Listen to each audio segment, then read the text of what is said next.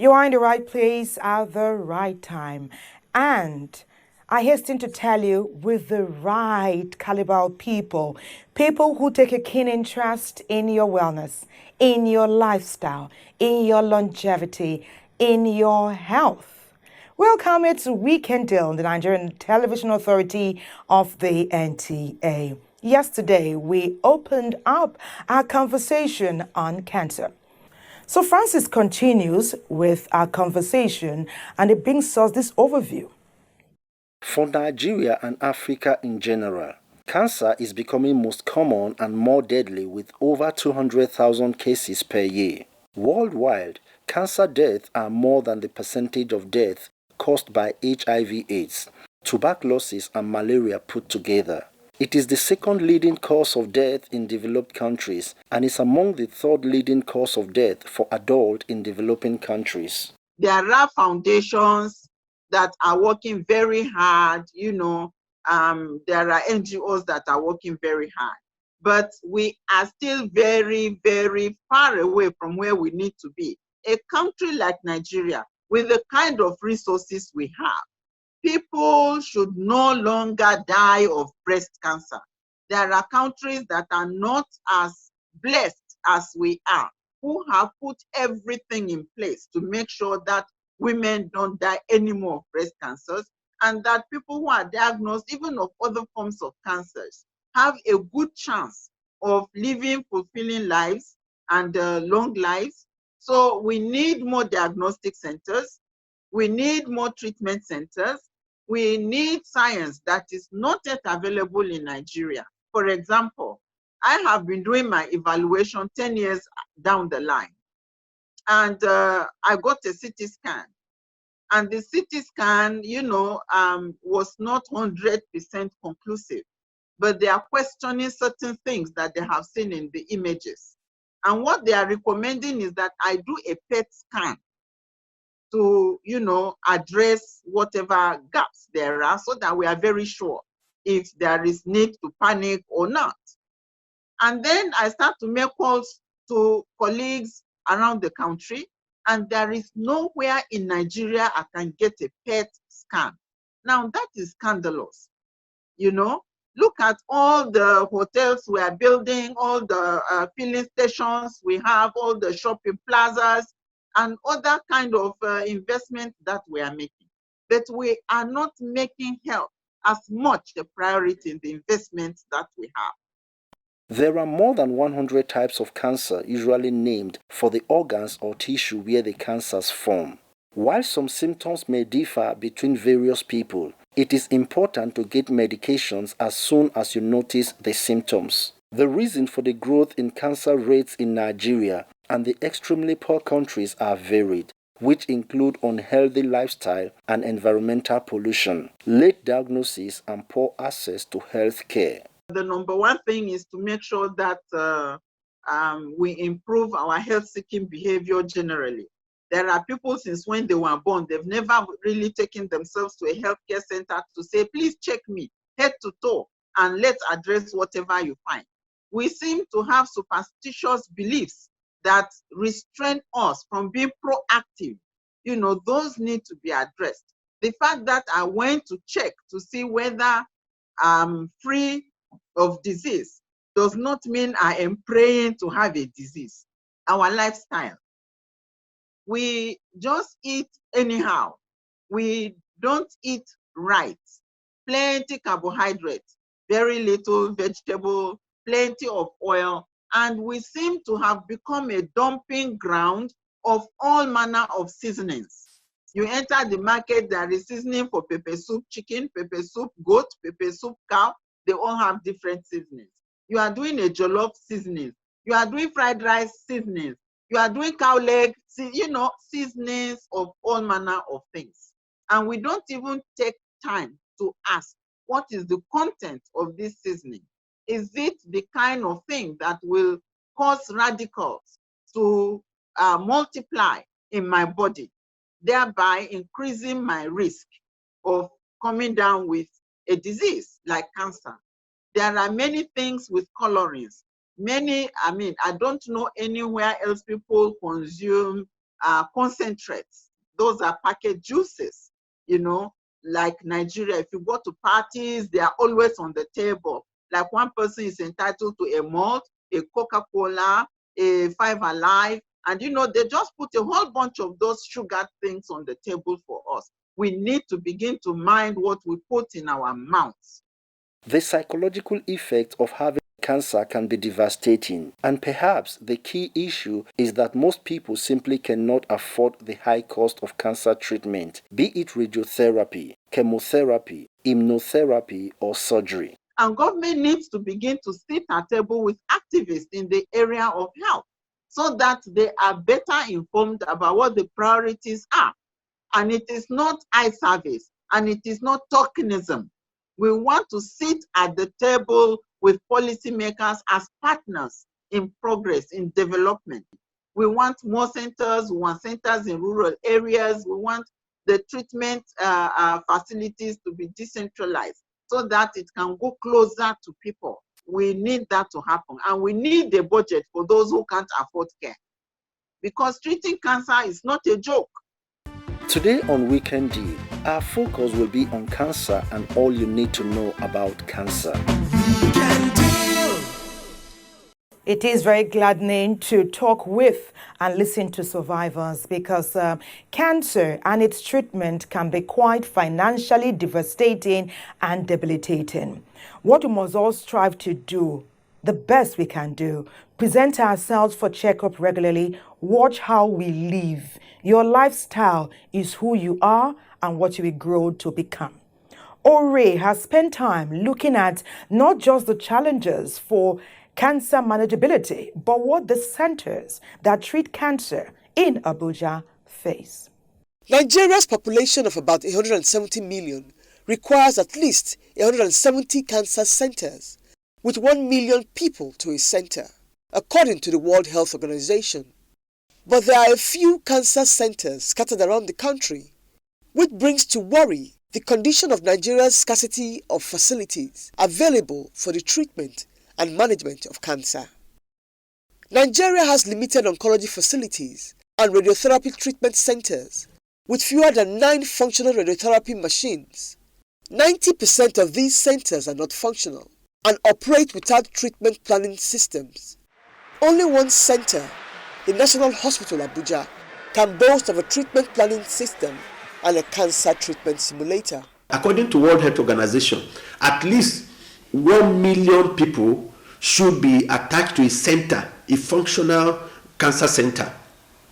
So Nigeria, with a population of about 200 million, we should be having like 200 centers of cancer. And we are now battling with 8, and 2 are the functional ones. We have one at Lagos University Teaching Hospital, Idiaraba. We have another one in University College Hospital, Ibadan. We have another one at Ismail Fodio Teaching Hospital, Sokoto. Another Ahmadu Bello University, Zaria. Another one in University Teaching Hospital, Benin. And then another one in Gombe. And then we have University of Nigeria, Nsukka. So for a place like Jos, they only have chemotherapy. And the major treatment are radiotherapy, surgery, chemotherapy, and targeted treatment. 3 centers will not be functioning at the same time. So majorly, we have 2 centers. The one in Benin, federal government are talking about replacing it with brachytherapy, where you can now fix some radioactive substance in the body, and then occasionally you now subject them. I think National Hospital is about the best cancer treatment center we can have in this country with the Lagos University Teaching Hospital. A linear accelerator was donated to them by the government and then NNPC subsidiary, which has now improved their rate of treatment, their treatment rate, and then their service efficacy. So right now they have a good radiotherapy, and most of the time they are functioning, but they are like being overwhelmed by a number of patients that are coming. On July 18th, 2009, a fundraiser took place in Abuja to actualize the grand dream of Hajia Turai Yaradua, the wife of one of Nigeria's former presidents, to bring cancer treatment and facilities within the reach of the average Nigerian by launching the multi-billion naira International Cancer Center along the Umaru Musa Yaradua Expressway. Apart from the imposing structure along the express, the project is now virtually abandoned. It was a private project which was being undertaken by the wife of the president then. But immediately the husband died, it becomes very difficult. I think resources and other things needs to complement for that center to be viable. So many other forces that will be acting on the ground and players to make sure that it didn't see the light of the day. If not, it would have helped a lot as a national center, which could help a lot of Nigerians and others from this mortality rate we're having in cancer. Now in this country, there is no cancer agency in the country. Cancer has no budget line. In fact, treatment for cancer does not have, it's not covered by the NHIS, the National Health Insurance Scheme. So people need to pay from their pocket. Ideally, before now, treatment and consultation fee of cancer used to be 1,000 for consultation fee and about 200,000 for a whole package of treatment. Now you cannot access it less than 800,000. In 2017, a legislative bill was passed on Cancer Research Institute and then treatment for this country, signed by our President Muhammad Buhari. But up till now, 3 years down the line, this has not been gazetted. And even there is no budget line for it, so it's like being useless. There needs to be an increased political commitment. Because even the centers that are functioning, a lot of private collaboration needs to even come in. We need to have a national cancer agency. Right now, it's only a desk in Federal Ministry of Health that houses cancer. At least each of the states, if we cannot even do more, let each state have a functional cancer treatment center. I think it will do us good. And then instituted with facilities that are updated and enough manpower. I think it will go a long way in doing this. Already we have a bill which can augment and make our national center to become functional. The current state of cancer treatment in Nigeria might look dreadful, with large and significant deficiencies in facilities and treatment. But Nigeria has made and is in the process of making more steps in bridging these gaps through direct government intervention and private sector collaboration. Thank you very much, Uririnsa, from NTA Abuja. That was in-depth and incisive.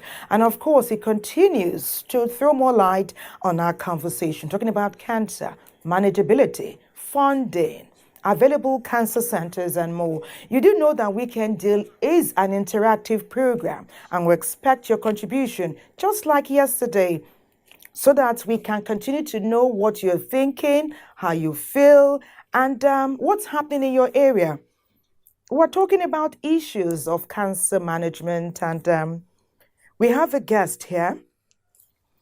He knows a lot about cancer, especially in Nigeria.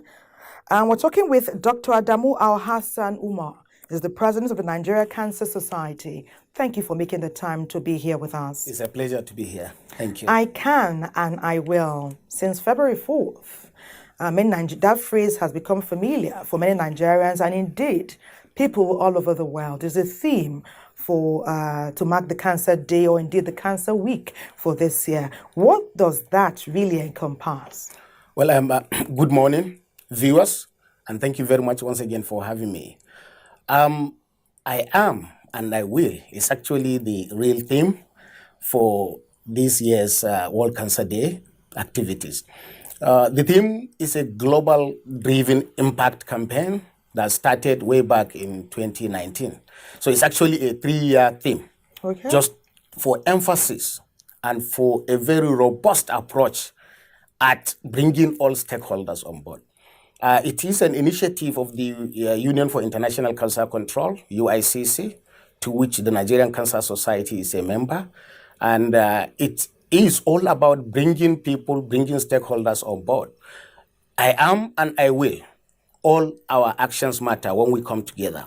It is an indication that everyone, not only those of us in the cancer space, every single individual is important and is a major stakeholder in the fight against cancer.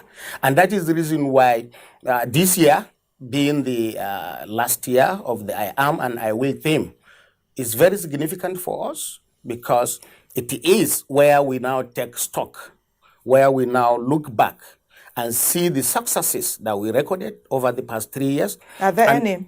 a lot of them. And we look at how best to improve, how best to keep on doing what we know how to do best. And like I said all the time, to us in the cancer space, every day is World Cancer Day. Why do you say that? Well, because every day on daily basis, people are being diagnosed of cancer. On daily basis, people are dying or with cancer-related ailments. But is it fair to say that more people are dying than those that are surviving? Well, you see, that is the problem when we have weak health infrastructure. And when you look at the statistics, it is quite alarming actually, because globally, on daily basis, you have over 52,000 new cases of cancers diagnosed. 52,000, over that figure actually.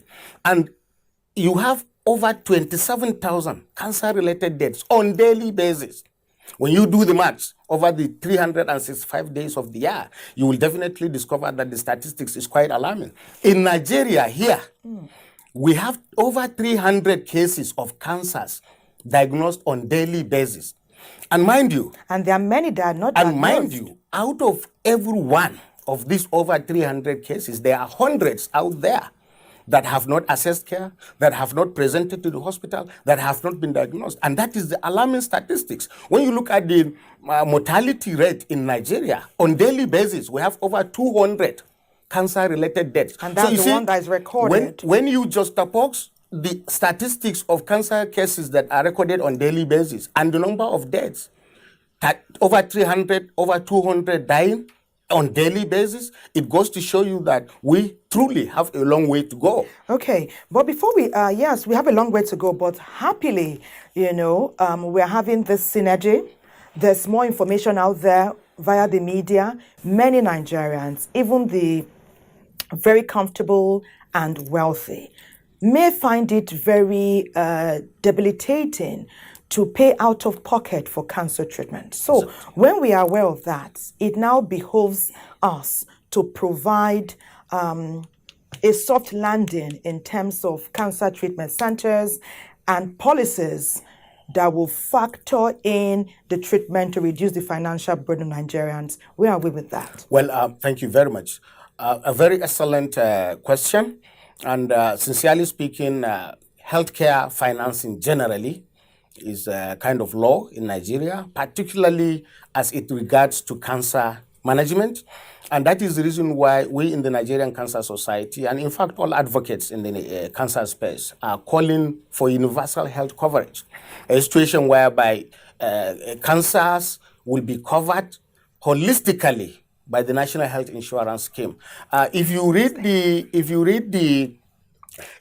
the press conference issued by the Honorable Minister of Health, Dr. Osage Hanere, on World Cancer Day, he made a promise that there are good intentions for all forms of cancers to be covered under the National Health Insurance Scheme. And in fact, it is instructive also to note that a bill has been passed at the National Assembly, I think by the Senate, and is waiting for concurrence at the House of Representatives and before onward delivery to the presidency for assent, where universal health coverage is made mandatory for all Nigerians, because that is the only way we will have a headway in fighting cancer. Because when you have a cancer victim in a family, it's not only that victim that suffers. Everybody in the family suffers because of the financial burden. Because you all have to come together to contribute to the care. And of course, the cost of cytotoxics. These cancer drugs are very expensive. The lack of facilities again makes it more difficult for patients to access care. So of course, we will continue to advocate, we will continue to talk to government, we will continue to encourage more funding for healthcare, and with particular reference to cancers in our own case. Can we talk about the mindset? Does the mindset of the individual and perhaps the caregivers, the family, does it have any impact on the outcome? Well, of course, when you have cancer, when a person has cancer, all he needs is actually the support of everybody. Particularly, that is the reason why we have palliation at the other end of the spectrum of care. Palliative care is very, very important. Is that like hospice care? Just like the chemotherapy, the radiotherapy, and all that. At the end of it, you need psychological support, you need financial support, you need to be supported so that you can survive. I'm very happy listening to stories from yesterday and of course this morning from some of the survivors. There was one particular one that almost moved me to tears yesterday. Her name, I think, is Chioma. Yes, and watching Dorothy Nuhu yesterday to this morning, an excellent woman. The issues she raised are quite germane. And these are people that we all need to support, because these are people that truly need us. Assuming a woman having radical mastectomy in both breasts, and you know how women are so fond of their body. And you discover that this woman may truly need everybody in the society to show her love, to show her support, so that she can have a positive attitude, so that life will be good for her. Mm-hmm. What we do is we try as much as we can to prevent people from having cancers. That is the reason why in medicine we say prevention is better than cure. And and then we try also to limit or to have fewer people dying from cancers. And for those that have it, we want to ensure that they have a better quality of life. Yes. After they have survived. Exactly. But tell us about the quality of life. Like yesterday, Chioma talked about surviving from stage 4. Yeah. Is that a common occurrence? That actually was a miracle. And what made it a miracle in my own view is the fact that she said she was diagnosed in Nigeria. And that's excellent. That's very good to know. But you see, the problem we have in Nigeria is that the elites are the ones getting access to care. The 3 golden A's are very important. Access, affordability, and availability. When you go to the rural areas, you don't commonly see these sophisticated health facilities, that can take care of cases. That is the reason why we have late presentation. And in fact, non-presentation in a lot of cases, because when you go to the local areas, when you go to the localities, you discover that people will tell you that if you have cancer, like in my localities, they call it JG. They refer to it as JG. Because in a lot of cases, what people think as JG is not actually JG. You will have a case of necrotizing fasciitis, that is purely infectious, but people will say this is cancer. And because of lack of information? Yes, because of lack of awareness. They stop person from going to the hospital until when it is very late. It has transformed into another something thing that we should promote, doctor, is a health-seeking behavior. Exactly. We should promote that. Exactly. It's not a setback, or there's no scar on you if you say, I'm going to see my doctor. You don't have to wait until you have a debilitating challenge. But perhaps we'll talk more about that. But first, we go to Benin. There's much talk about cancer management.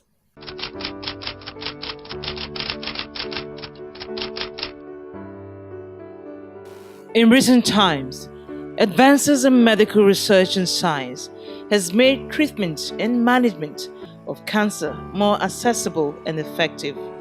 Treatment entails surgery, radiotherapy, chemotherapy, as well as other types we call them targeted therapies. Our management has set up an oncology unit where cases of oncology from all units across the hospital are admitted there.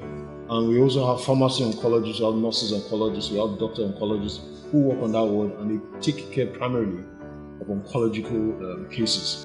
On the other hand, scanty data on cancer incidences and infrastructural challenges continue to be an obstacle in Nigeria. Cancer treatment is not cheap. And not only isn't it cheap, it is not even readily available in our society in Nigeria. What do I mean? For example, the radiation therapy aspect. We have very few machines in Nigeria that are functional at this time. How is Edo State faring in the management and treatment of cancer? Benin Radiotherapy Center, the only functional radiotherapy center in the whole of southern part of Nigeria, and currently we have a brachytherapy machine used for mainly gynecological malignancies. How widespread is cancer in Edo, and how are patients coping with the treatment options available in the state? Hematological cancers, for where I belong, tend to make up about 5 to 10% of the general cancer group within our society. The treatment is expensive. I was spending over 100,000 every chemo, and I did 6 rounds before the radio. It was really, really expensive. It is unfortunate that when a patient has to go through breast cancer, or any type of cancer for that matter, they also have to go through the trauma of seeking where they would find treatment. This is not to mention how much the treatment costs. It costs a lot. And there are many people who are indigent and are unable to afford this treatment. For most frontliners, 70% of cancer patients present relatively with advanced stage of the disease, a burden and challenge that remains a concern for medical centers in the management of cancer. You have to go for screening, go for pap smear for cervical cancers, mammogram for patients for breast cancers, PSC checking annually for patients, male patients who are above 40-45. In this way, we are able to actually get the cancers at very early stage. Mortality is high because people are ignorant of this disease. People are not properly educated about the disease. Many women are not aware of their bodies. Many women do not understand that they need to do a self-breast examination at least once every month, between 3 to 5 days after their period. It is so important. Experts insist that early screening, a good lifestyle, and increased awareness, among other factors, remains the only panacea for the disease. That was David Chos from Benin talking about cancer management. When we work together, we profess solutions that can have the greatest impact on us as a people.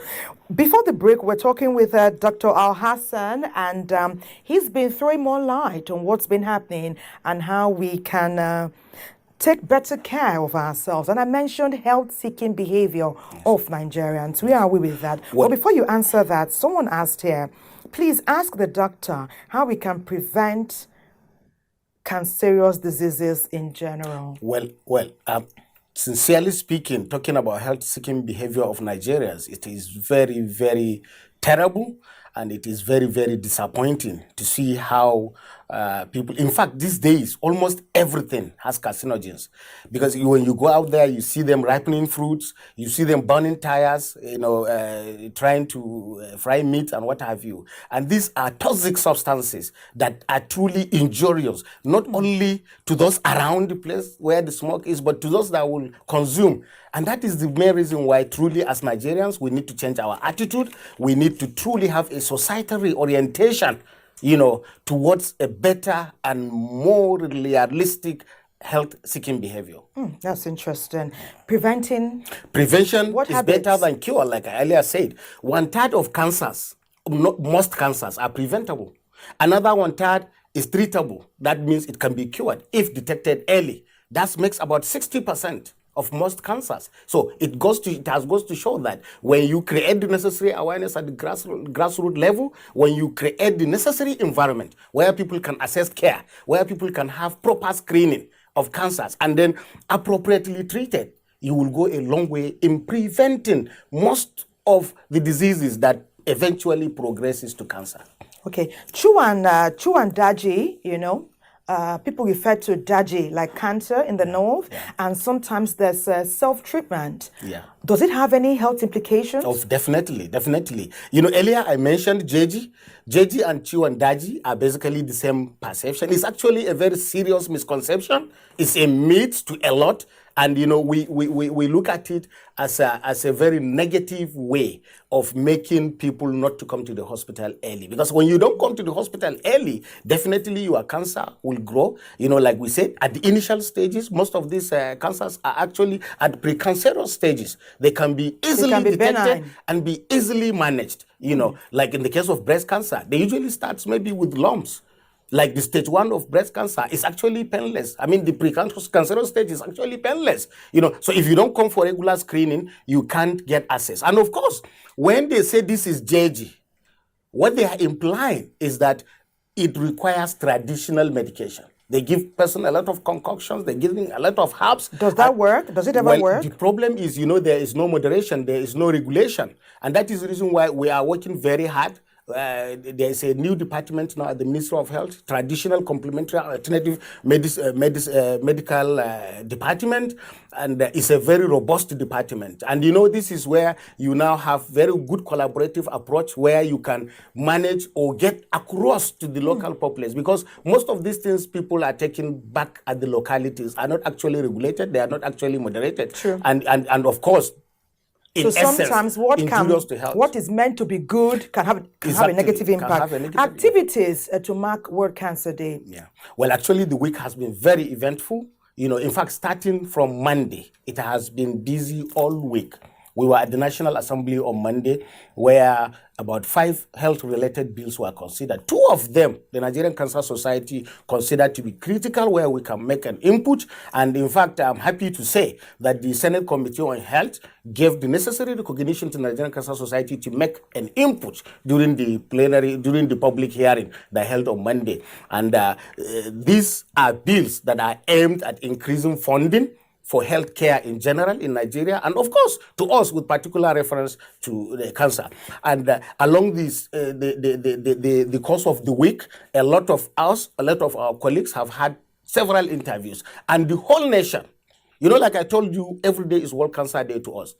October last year has been a Cancer Awareness Month, and from that October, it has been the whole year will be activities. You have not relented. In January, the whole of January is Cervical Cancer Month, and activities held across the Federation, starting Borno State, Kebbi State, Niger, Ondo, all around. And the activities of this marking this year's World Cancer Day has gone across the Federation.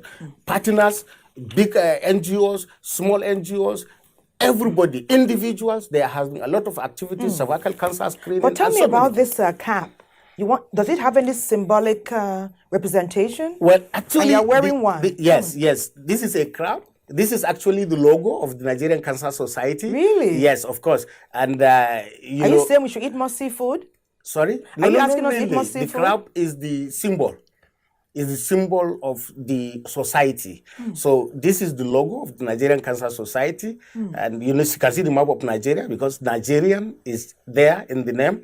And of course, the red and blue. The red is actually the symbolic color of the Nigerian Cancer Society. Oh, wow. Yeah. We wish you well. Thank you very much. Adamu Al-Hassan Omar. Thank you very much. It's been very enlightening hearing from you today. We wish you well in all your endeavors because your success is ours. I quite Continue to work hard and we wish you all the very best. Thank you very much. Thank you very much for having me. More enlightenment will help us make better health decisions. You're watching Weekend Deal. We'll take a break.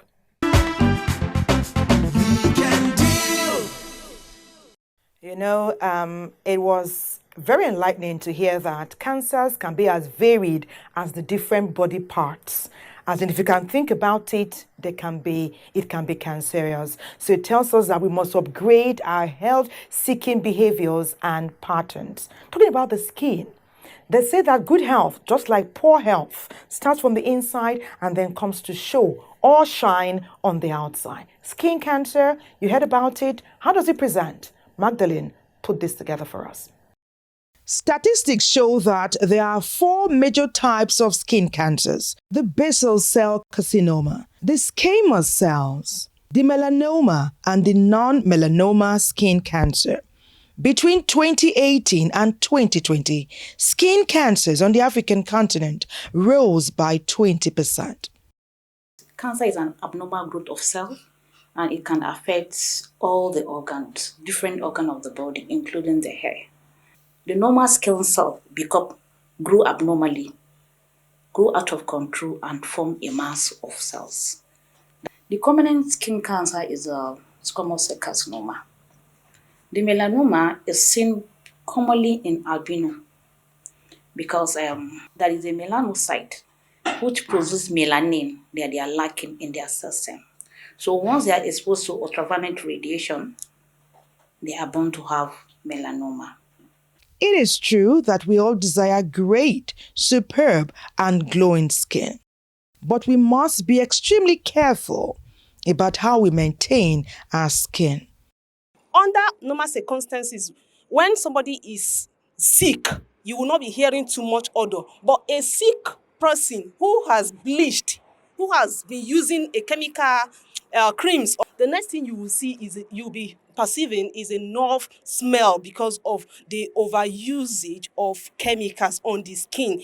Within us, Nigerians and Africa, sometimes negligence and all that, we just believe it can only caused by sun, and it is not always sun. Especially those that work in the hot sun and work in a site, they can also have skin cancer based on the mixture of the cement. The cement itself has a chemical that affects the skin. Use palm kernel oil for your skin, and also eat right, eat fruits, eat vegetables. You can't glow outside if your inside is dirty.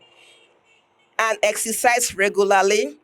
Drink lots of water. I consult my pharmacologist before getting any cream. I get my cream directly from them. I actually get a prescription of sesame oil at this time. Skin cancer research reveals that anyone, regardless of the skin color, can develop skin cancer of various types. And this can occur with errors from the mutations of the DNA skin cells. This will further cause the cells to grow out of control. Risk factor for skin cancer will have exposure to ultraviolet radiation, previous history of skin cancer, family history of skin cancer, precancerous lesion. There are people that were born with some lesion on their skin. History of exposure to radiation. Maybe patient has cancer of the breast or maybe cancer of the head and neck. He can be prone to skin cancer in future because the skin is part of the organ that has been radiated. So most cancer begin with benign lesions.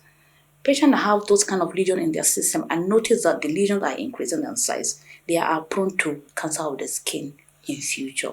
Prolonged history of burns.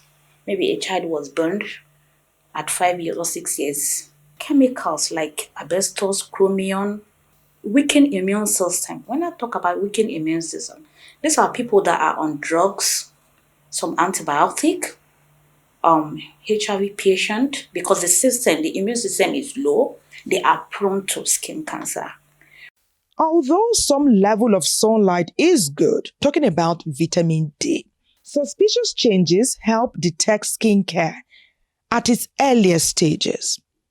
Early detection of skin cancer gives one the greatest chance for a successful skin treatment. To this end, make an appointment with your doctor as soon as you notice any changes on the skin that are unusual. Take note, not all skin changes are caused by skin cancer.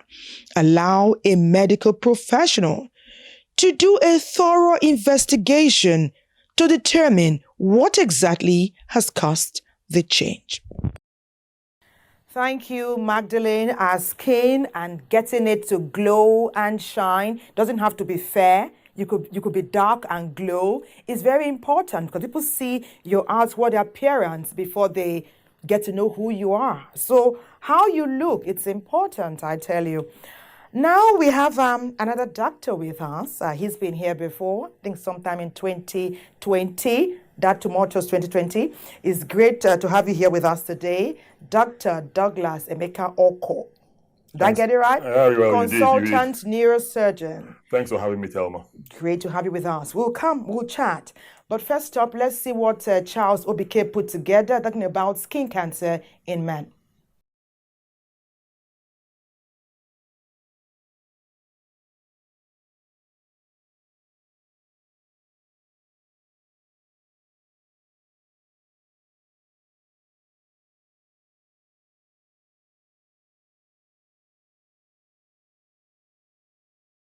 To hospital to check any form of cancer disease. No. Okay, why? Actually, the work is so tedious. There is no time. Even when you think you have the time for weekend, that same time, one thing will bring you up to handle one issue or the other. So, actually, just time. Time is just a factor. So have you ever gone to the hospital to check if you are developing any cancer issue? Actually, I've never had that at the back of my mind. I've never gone, if I've gone to hospital, I've gone for one thing or the other. I've never particularly have time for cancer checks. Okay, why? What was bringing you? Well, see, as a typical African, some of this ailment that the moment you have knowledge, pre-knowledge of it, it degenerates into some kind of thinking, hypertension, and so many other things. So I would prefer not to even bother myself thinking about even what about those ones that are even known? How much of them have we been able to tackle them? They're talking of COVID-19. They're talking about TB. They're talking about so many of them like that. We've not been able to address them. So talk more of going to discover another one that is already there hidden. So I don't really, but so that I can sleep and have sleep well. No, I've never been to any hospital to check because of my job. It's not because of my job, but because I know my body. I'm okay. I'm strong. I'm healthy. So there's no time for. There's no need to go to do checkup because I know I'm strong. I'm okay. Medical findings indicate that men are less likely to survive cancer. It is estimated that 1 in 2 men will be diagnosed with cancer during their lifetime. Some cancers affect men because they develop in male reproductive system. Men can help reduce their risk of having cancer by exercising, eating diet low in saturated fat, maintaining a healthy weight, and quitting smoking. Gender-related cancers in men can interfere with sexual and fertility functions. It is important that men discuss their cancer treatment with doctors. Some somewhat believe that going to the hospital will make them worse. So they're scared to go and test. They're scared to go to the hospital. Going to the hospital will make you they will help you. The doctors will help you. But they're scared. We have what is called eye cancer. The eye cancer can affect anybody, whether you're a male or a female. Then this eye cancer is when the cell grows out of control. You cannot control it. In that case, it will affect the sight of the men or women, whoever that is involved. But it can be controlled when it is diagnosed very early. We have different stages in eye cancer. We have stage 1, we have stage 2, and we have stage 3. The stage 1, the cells does not spread to other parts of the eye because it is still very small. The stage 2 is the same thing. It has not spread, but the stage 3 is very critical. It can spread to other parts of the eye, including the body, which will lead to so many things. It can affect the brains. It can affect the optic nerves. Then it can affect the person's vision. I've treated a case of a man that got eye cancer. When the man came to my clinic, I notice because we optometrists, we can dictate it through the signs and symptoms. The eyeball will be bulging out. The person will complain of blood vision. The vision will reduce automatically. Then the person will complain of pains inside the eyes or around the eyes. All those things, once you see the symptoms like that, you know that you don't need to think twice about it. You know that the person got eye cancer.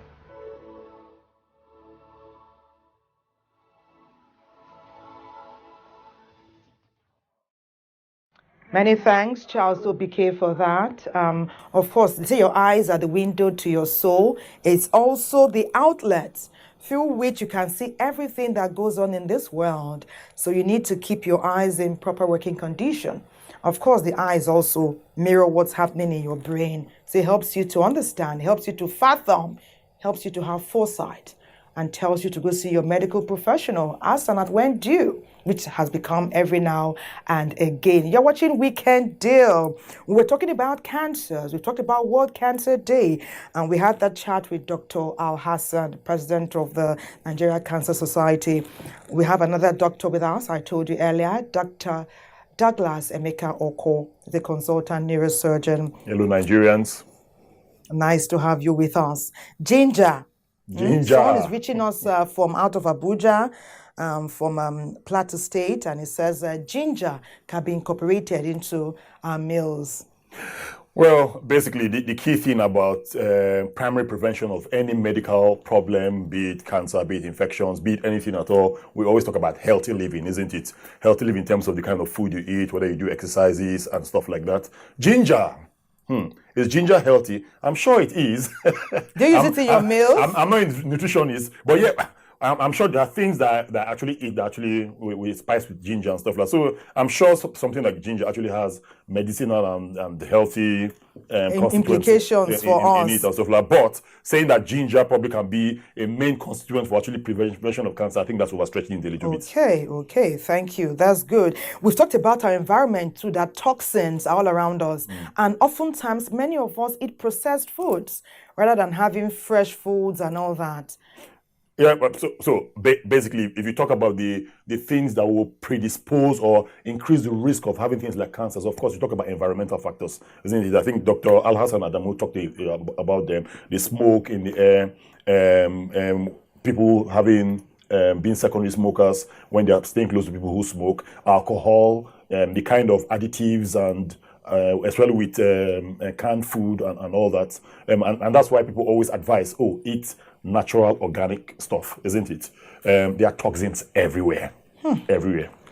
We can't avoid them, but we can do the best we can in our own small space. Thelma, absolutely. Okay. There's much talk about underlying ailments. And in fact, the latest gist now is that some people, because they already have some diseases that they feel can predispose them to COVID-19, are not going for treatment, especially cancer patients, because it makes them more vulnerable to COVID-19. True. And if they do get COVID-19, it can be catastrophic. True, very, very true. We all know that the COVID-19, in terms of when you look at significant morbidity, i.e. being very, very sick, or fatality, actually dying, that people who have coexisting morbidities or coexisting medical problems are at higher risk of these. Okay, so, but it's a balance, isn't it? It's a balance. People are afraid of going to hospital and all that because, they can contract COVID, or they're afraid that people might say, they have COVID, or some of the issues that are coming up with stigmatization from COVID and all that. But at the same time, still looking after yourself, still looking at primary prevention in terms of people having the knowledge. That's one thing I'm really passionate about. I'm really passionate about actually advocacy and health promotion and providing knowledge for Nigerians. Absolutely important. Okay, and people having the right attitude and the right behavior in terms of looking after themselves is extremely important. What is the right attitude that we ought to have in terms the right attitude, first of all, is that you should know that your body is like your door or your window. It will get worn at some point. important. Okay, so looking after yourself and trying to slow down that wear and tear process of the body and actually being proactive about your health is extremely important. This issue of God forbid, it won't happen to me. Nope, that's not the right attitude. The right attitude is being proactive, is being preemptive, and actually looking after yourself and actually seeking for information. I know what we're doing here now. We're really trying to put the information out there for Nigerians, but I'm saying, hey, Nigerians, be proactive about information. Look after yourself. This issue of going to do checkups every 6 months, every 1 year, it's absolutely important, Thelma. Extremely important. I know that generally, as the people, because of our very poor healthcare system and the poor healthcare indices and the significant problems in terms of the focus of all governments at all levels on healthcare, which is extremely important, that the issue of healthcare is not a mainstream issue in Nigeria. Well, we're getting there. Yeah, we'll continue to push, Thelma. We'll continue to push. So we are hoping that the more we continue to push, more Nigerians will understand that, hey, healthcare is important. And of course, one of the problems with healthcare is that it is not cheap at all. Healthcare is not cheap. And that's why this prevention thing that Dr. Al Hassan Adamu, who was here before me, talked about is extremely vital, extremely important, and something that we need to continue to push for. Because treating any ailment at any time can be financially devastating. Absolutely. He also talked about access, availability, and affordability. Yes, three very integral A's. The 3 A's. Yeah, I thought This about that again. access, this access. People say they go to hospitals, they have to take card every time, they wait for 2-3 hours. Is that enough reason to deprive yourself of medical expertise? Well, usually when people ask me questions like this, Thelma, the first question I ask them, I actually throw a question back to them and ask them, have you been to a public hospital before? What was your experience? You also your experience, your journey through the hospital.